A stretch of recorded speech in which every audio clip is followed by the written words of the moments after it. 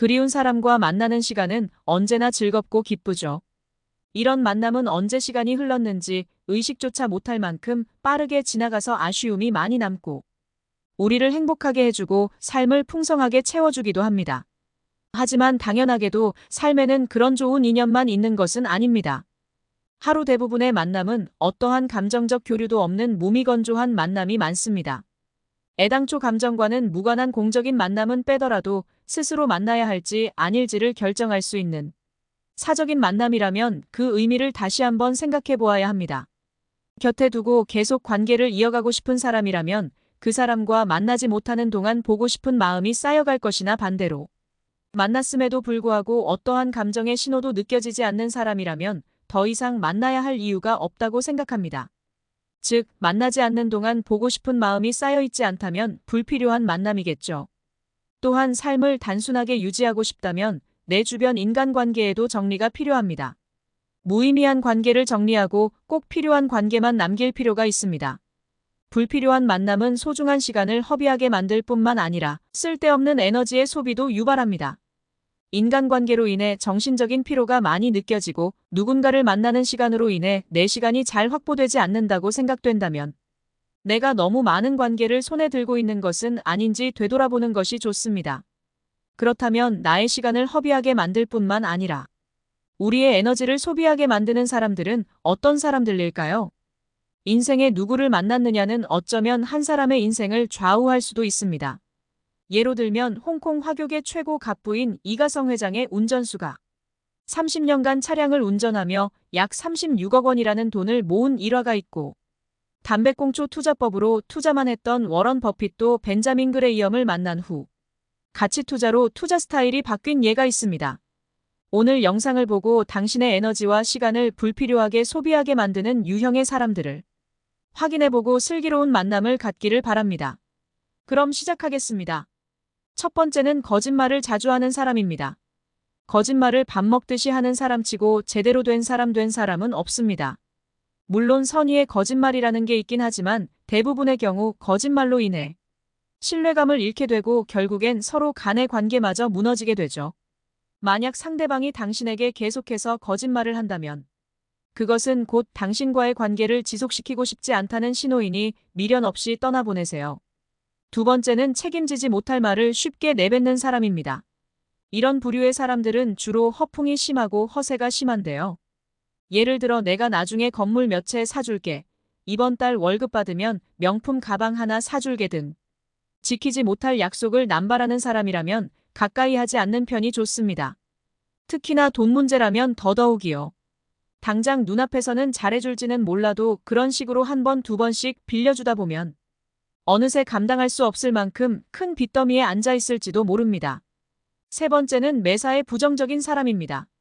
긍정적인 마인드를 가진 사람일수록 주위 사람들에게도 긍정적인 에너지를 전달하게 됩니다. 반면 매사에 부정적인 사람은 아무리 노력해도 한계가 있으며 모든 상황을 비관적으로 바라보기 때문에 같이 있으면 괜히 기분만 나빠질 뿐이죠. 그러니 되도록이면 밝고 긍정적인 사고방식을 가진 사람들과 어울리세요. 네 번째는 타인의 험담을 즐기는 사람입니다. 남 얘기 좋아하는 사람치고 괜찮은 사람 없습니다. 그냥 가볍게 험담 한두 번이야 재미로 넘어갈 수 있지만 매번 만날 때마다 같은 주제로 대화를 나눈다면 그건 결코 가벼운 수준이 아닙니다. 게다가 그렇게 욕하던 대상이 막상 앞에 나타나면 아무 말도 못하는 모습을 보게 된다면 더욱 실망스러울 거예요. 그리고 정작 당사자는 가만히 있는데 왜 굳이 나서서 대신 욕을 해주는지 이해가 되지 않을 겁니다. 차라리 그럴 시간에 스스로 발전하려고 노력한다면 훨씬 더 멋진 사람이 될 수 있을 텐데 말이죠. 다섯 번째는 불평불만이 많은 사람입니다. 항상 불만 가득한 표정으로 투덜거리는 사람 옆에 있으면 덩달아 기운이 빠집니다. 세상만사 다 귀찮고 짜증나는 듯한 말투로 하루 종일 툴툴거리는데 누가 좋아할까요? 심지어 듣기 좋은 소리도 한두 번이라는데 싫은 소리를 매일같이 듣는다면 스트레스 지수가 높아질 수밖에 없습니다. 더군다나 이러한 유형의 사람들은 대체로 자존감이 낮고 열등감이 심한 편이라 조금이라도 무시당하면 크게 분노하곤 하는데요. 혹시라도 실수하거나 잘못했을 때 핑계를 대며 둘러대기 바쁘니 애초에 상종하지 않는 편이 좋을 듯합니다. 6번째는 고마움을 모르는 사람입니다. 고마움을 모른다는 건 받은 만큼 돌려주지 않는다는 뜻입니다.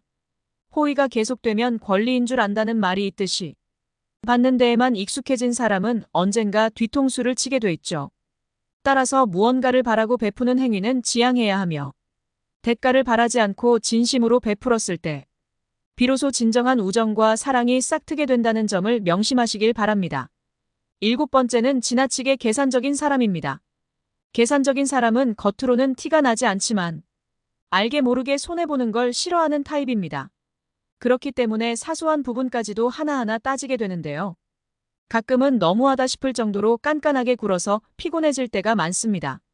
또한 친구든 연인이든 금전적인 부분에서의 손익을 따지는 건 좋지 않으니 주의하시기 바랍니다. 8번째는 자신의 신념을 강요하는 사람입니다. 자신의 종교나 정치적 신념을 강요하는 사람이 있습니다.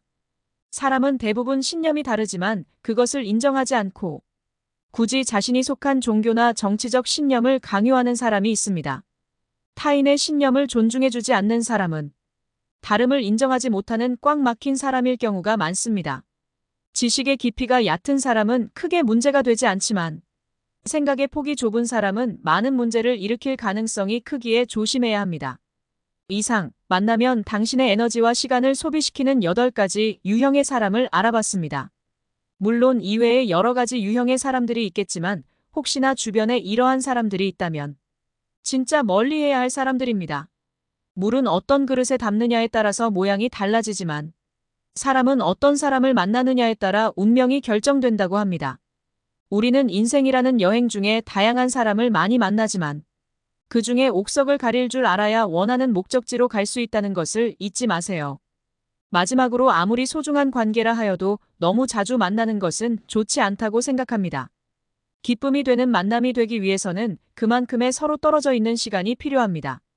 보지 못하는 동안 쌓인 그리움이 충분히 모였을 때 그때 자연스럽게 만나게 된다면 관계 역시 더 깊고 오래 유지될 수 있다고 생각합니다.